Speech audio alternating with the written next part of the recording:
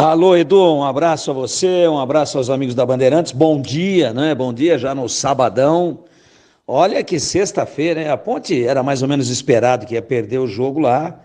Perdeu, deu a lógica, tudo aquilo que a gente dizia. E o nosso negócio aqui é Guarani e Botafogo. Aí não, aí deu zebra, hein? Aí o Botafogo já tranquilo no campeonato, não sobe mais, não cai mais. E o Guarani jogando o seu acesso aí. Eu não entendi até agora o porquê o time do Guarani estava tão pilhado, tão nervoso, né? Pegorari tomando um cartão amarelo, tinha dois, pô, estava pendurado. Tá fora do próximo jogo em Londrina. O Diogo Matheus deu um carrinho alto, uma chegada por cima da bola no jogador do Botafogo, e o VAR, para a sorte dele, não pediu a revisão.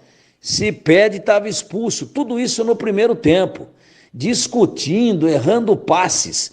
O Guarani começou até que com uma intensidade boa, até uns 10 minutos. Eu até cheguei a falar na transmissão da TV Bandeirantes para todo o Brasil o seguinte: olha, se o Botafogo não sair, não subir um pouquinho as linhas e ficar acuado dentro do seu campo, ele vai acabar tomando o gol, ele tem que mudar essa postura. Só que o Botafogo mudou a postura. Subiu, equilibrou o jogo, tal, e aí começou a sair em contra-ataque. Não era um time agressivo, propositivo, mas saía, começou a jogar, começou a equilibrar as coisas depois dos 10 a 15 minutos do primeiro tempo. Até que num contra-ataque, a bola metida em velocidade, o Lucão perdeu na velocidade. Não tem mais na regra esse negócio de que era o último homem, isso acabou. O que comanda um cartão vermelho ou não direto é se o jogador atacante está indo no sentido do gol e num lance de eminente perigo. E ele ia sair na cara do Pegorari num contra-ataque. E aí, o que é que aconteceu? Falta. O que é que aconteceu? O Lucão por trás, houve um trava-pernas. Eu acho até que dava para o VAR revisar, se quisesse, com um pouquinho de boa vontade. Mas a verdade é que ficou caracterizada a falta num jogador que ia no sentido do gol e levava um perigo iminente de gol contra o Guarani. Aí a expulsão, 34,5, 35 do primeiro tempo. E aí nós sentimos que a coisa ia ficar complicada para o Guarani. O Botafogo já terminou o primeiro tempo melhor e no segundo tempo mandou no jogo. E já poderia ter feito o gol muito, mas muito antes do que o momento que fez. Muito antes do que o final, praticamente, depois dos 45 minutos do segundo tempo. Poderia já ter feito. Mandou, comandou, empurrou o Guarani para trás. O Louser tentou mexer, para mim foi infeliz no momento em que ele acabou recompondo a zaga. Ele tira o Regis e vem com o Valber porque o Lucão foi expulso. 35 do primeiro tempo. Ótimo, coerente colocar o Valber. Agora, para um time que estava... E o Regis estava muito mal no jogo, tem mais essa a favor do Louser. O Regis não estava participando, não chamava a responsabilidade. Tudo bem, mas para um time que está jogando com Matheus Barbosa, Matheus Bueno e Regis, e 3 atacantes à frente, Bruno José, Bruno Mendes e João Vitor... Como é que você tira o único cara que te daria alguma alternativa de fazer essa conexão meio-campo-ataque, a chamada transição ofensiva? E ele tirou o Regis. Aí ficou com 2 volantes e 3 atacantes. E quem é que vinha buscar a bola? Quem que era o atacante do Guarani que mais recuava para recompor uma espécie de tripé no meio-campo? O Bruno Mendes. Estratégia errada, né? Bruno Mendes não tem mobilidade, não tem mais condição física para fazer isso e nem tem essa característica. Talvez o João Vitor, o próprio Bruno José, mas o Bruno Mendes não. Então o Guarani ficou sem transição nenhuma, passou a não jogar mais, veio o segundo tempo, praticamente nenhuma chance criada, exceto mais uma vez um chute do Lucas Araújo, que entrou já tarde do jogo no lugar do Matheus Bueno, mas que o Matheus Albino, goleiro do Botafogo, neutralizou bem. Enfim, aí tira o Matheus Bueno, põe o Araújo, tira o Bruno José, põe o Pablo Tomás, tira o Bruno Mendes e põe o Derek. Essa é a única alteração que o senhor tiver feito.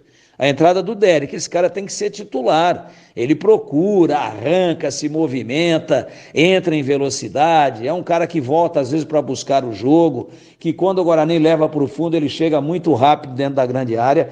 Nesse momento é mais jogador do que o Bruno Mendes. E o Bruno Mendes ganhou a posição por opção do treinador. Para mim, um outro equívoco.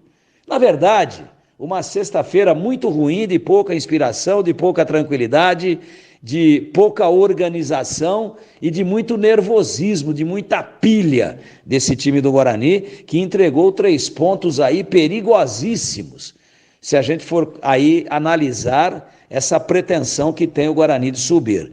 Dentro do seu planejamento de acesso, esses 3 pontos podem ser fatais, para que o Guarani não consiga o seu intento.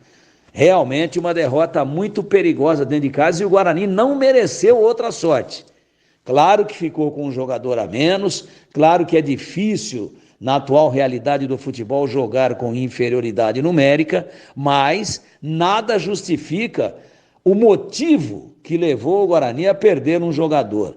A falta de organização de tomar um contra-ataque daquele, o erro de passe lá na frente que deu o contra-ataque. E ainda esse nervosismo, esta falta de tranquilidade praticamente de todo o time. E aí com 10, o Guarani já estava mal no jogo depois de ter começado 10 ou 15 minutos apenas bem, dando pinta de que ia amassar o Botafogo, depois derreteu em campo e o Botafogo foi muito melhor durante todo o segundo tempo e, como eu disse aqui no início desse campeonato, poderia ter feito o gol muito antes. Para mim, um placar justo a favor da equipe de Ribeirão Preto, que nos surpreendeu a todos com um futebol organizado, de toque de bola, de muito boa e inteligente ocupação de espaços, que em alguns momentos acabou envolvendo o Guarani e que ganhou para mim o jogo com justiça.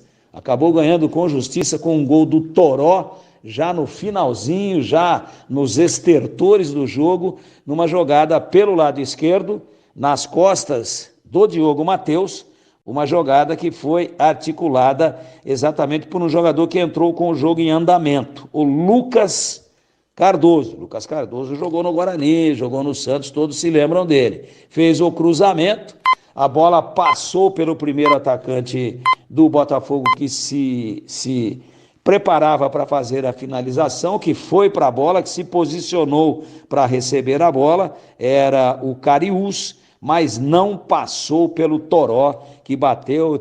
Fiquei com a impressão que ela ainda toca no Mike, tira um pouquinho o Pegorari da jogada e vai para a rede.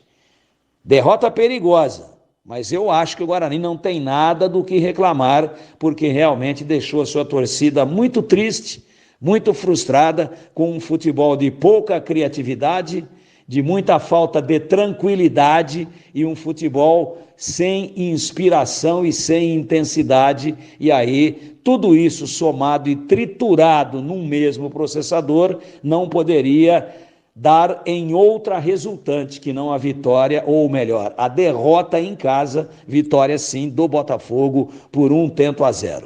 Foi o que vi no jogo, sem nenhum grande destaque individual na equipe do Guarani que pudesse chamar a atenção de uma maneira mais especial, meu caríssimo Edu Pinheiro. Um abraço a você, bom dia e até a próxima, se Deus quiser.